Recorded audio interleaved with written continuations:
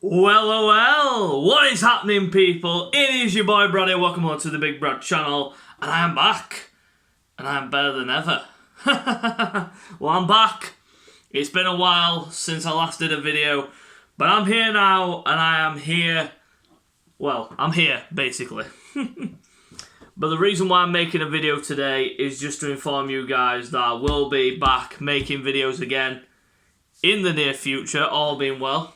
Been busy with doing a lot of running around, doing stuff for my family, etc, etc. So it's been a pretty tough couple of weeks. That's why I haven't been making so many videos since the videos that I did for my stream career, which obviously I've gotten rid of now because obviously I'm focusing on other things and such like. And the last video I did in terms of like posting a video was the WrestleMania video that I did for the predictions, my predictions and my overall opinion of WrestleMania, which I thought was a really good show, and but since WrestleMania, nothing new has happened, apart from Cody's gone on an unbelievable winning streak, beating Seth Rollins again at WrestleMania Backlash, and just overall been amazing, and Roman Reigns just doing what he does best.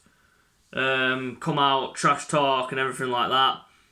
But there was a bit of news that really did get fans really rocked and really shaken, was the fact that at a house show he mentioned that he may not be back in that particular area again, and then he came out on social media and informed fans saying he's not going anywhere, and the fact is that he is doing less events now. He's going to be doing less house shows and less events now because WWE value him, and they do absolutely value him as the top guy in WWE right now, and I think he deserves it. I think he deserves, if he ends up losing the titles this year, which I think he will, he should get a hiatus right up until just, I'd probably say till just before maybe, or just after the Rumble, Royal Rumble.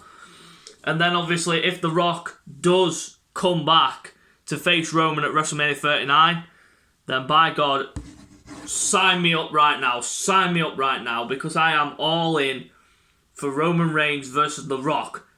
And that would be the great final encounter for The Rock, the great final match for him, and it would be a good stepping stone for Roman to vanquish his cousin or family member, The Rock, as it were. But we'll see what WWE do in the future. But right now, WWE seem to be in a stable position. But the one thing that really has got fans annoyed is the fact that the titles, when they're unified, they've not been defended yet. They were... Well, the plan is, from what I've been hearing, is the fact that... Well... For me, this is what I do with the titles. If they are continuing with the brand split, they need to separate the titles, not have no unification. No unification is needed whatsoever, because Roman didn't even need it in the first place. He didn't need the unification in the first place.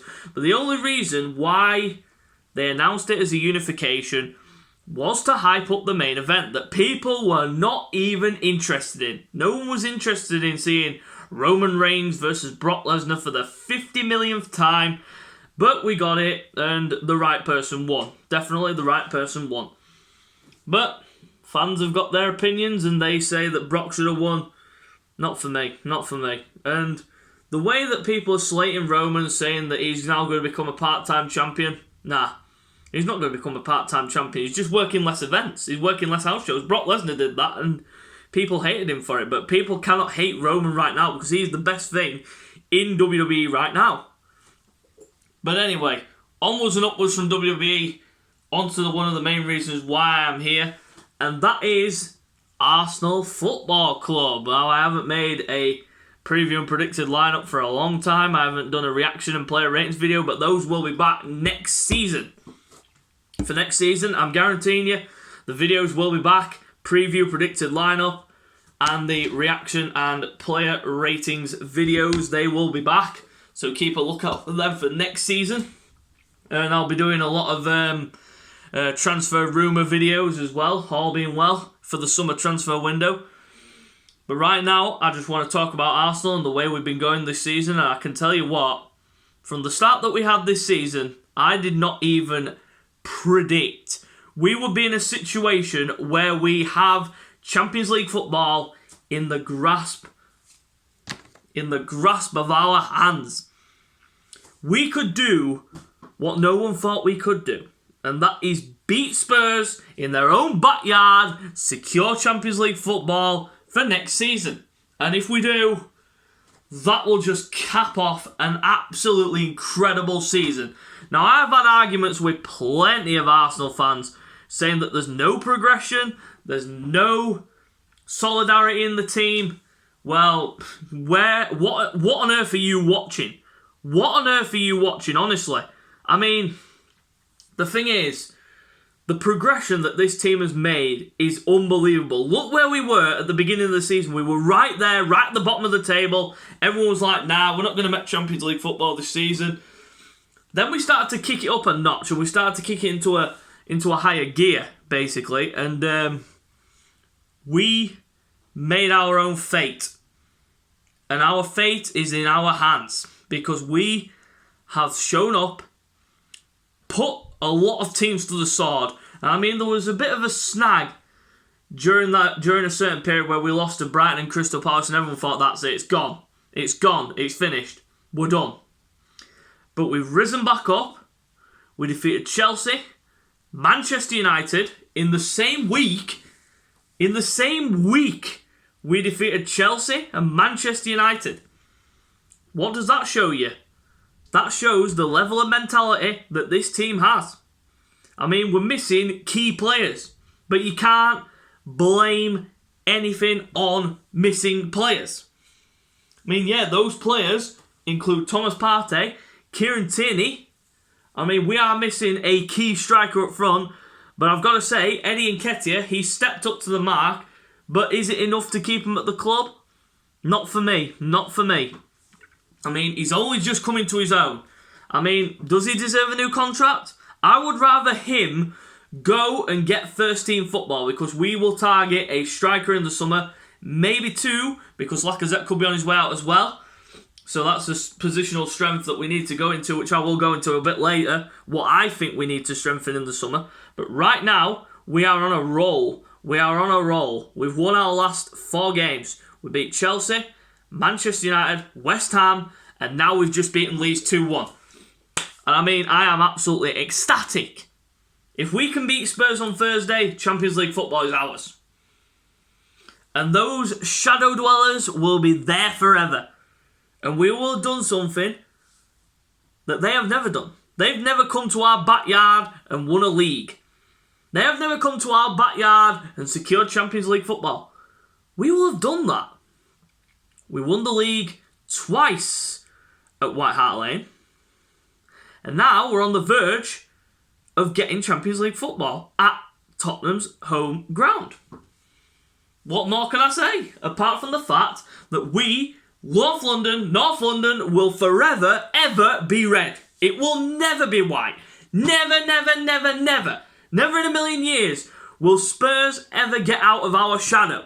Never.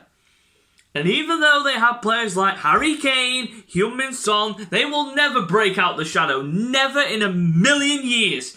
Never. When I'm gone, Arsenal will still be there. North London will forever be red.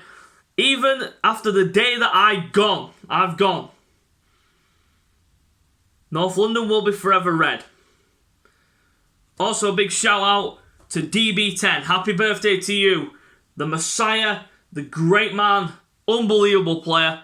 A player I watched when I was growing up, and I was mortified. I was absolutely amazed with the amount of skill that this man possessed. With a football at his feet, he made football look like an art form. The passing, the finishing, the elegance, the touches, it was amazing. Dennis Bergkamp was one of my favourite players growing up, and he was one of the main reasons why I fell in love with the beautiful game and why I continue to follow Arsenal through my entire life. I will never support anyone else. Regardless of what happens, whether Newcastle come into a load of money, I never left when City came into a load of money. I am not a glory hunting plastic fan. Arsenal through and through. It's in my blood. Forever to be Arsenal. And now I'm going to switch it up a wee bit because I'm going to have a bit of a nag about the summer transfer window and what I think we need to strengthen in terms of positions that we need to look at. First things first, we defo need to be looking at a backup right back. Simply because I'm not having a go at Cedric. Cedric is a good player, but I think we need to upgrade him. Because Tomiyasu, he's proven that he can play absolutely anywhere across the back line. I mean, he hasn't played centre-back yet. I haven't seen him play centre-back, but I've heard he can play there, but he's never played it for us. He's played left-back for us. He played left-back on Sunday against Leeds. Played it astonishingly well. He's played right-back. Brilliant all season at right-back. He's just irreplaceable in the lineup, and we just need someone to back him up. I mean, Cedric's not bad, but I think we just need to upgrade. Then we need to move into central midfield. I know Mohamed El Neni getting a new contract, but I would just see him as a squad player. Granit Xhaka, again, another player that's been heavily criticised, but he's come back and played really well and deserves his spot. But for me, the partnership in midfield needs to be Thomas Partey and one other player. We need one more centre midfielder. And for me, it's a no-brainer. Go after Yuri Tielemans. He's there. He's available. Go after him. Simple. Put the money out. Leicester City. Put the money that Leicester can't refuse. Make an offer that Leicester can't refuse. Bang. You've got your man. Then we need to move forward. If we're getting rid of Nicola Pepe, which I have heard is a strong possibility, we will need a new winger.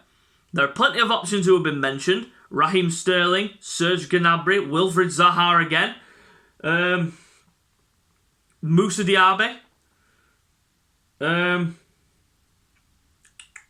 Who else has been mentioned? I think that's it. In terms of like the ones that I've heard that have been mentioned. But the one that I would go for, personally, would be Serge Gnabry.